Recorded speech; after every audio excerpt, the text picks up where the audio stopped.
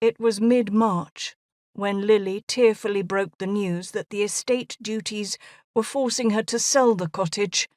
Even a well-heeled gangster of Archie's stature couldn't stave off the government locusts sent to ravage his wealth once he was no longer alive to hide or defend it. Iris thanked Lily for allowing her the 10 weeks' occupancy that she had had, and quietly turned over the thick packages wrapped in wax paper that she had found concealed in the attic. She had never been tempted to open them. The money she suspected was in them was Archie's, and his sister was his sole heir. It would have been different if he had lived to fulfill the promise of the ring. But Archie was dead.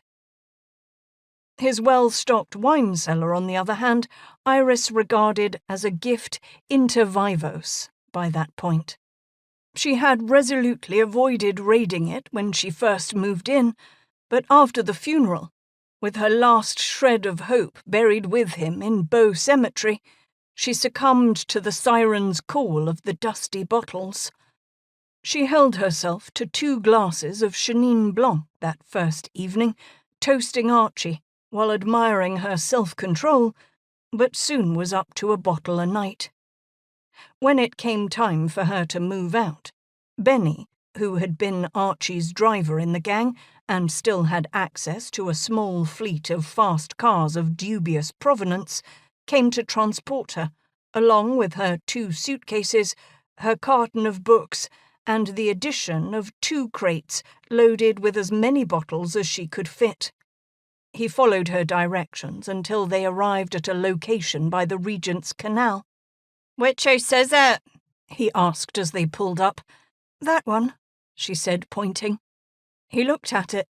"That's not an house," he said. "That's a boat." "It's a bit of both," she said. She had Benny set the 2 crates on their sides in the middle of the narrow boat's saloon, with the open ends facing away from each other, forming a makeshift table with easy access to their contents.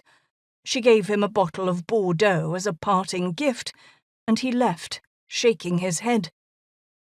The narrow boat had the least amount of room she had ever lived in on her own. The tiny space embraced her like a long-absent father, and she welcomed it. She stashed her clothes in all the clever little hidey-holes that the owner, who was on extended absence caring for his elderly parents in Yorkshire, had constructed over years of eccentric isolation. She made sure to have her weapons easily accessible, of course. She lit the stove, which also provided what heat there was, then ran the taps to make sure the water was clear. She pulled on her thickest jumper, threw her coat over it, then pulled a book from the carton, a bottle from one of the crates, and settled into an overstuffed armchair that had been reclaimed from who knows where or when. It was then that the heavy drinking began.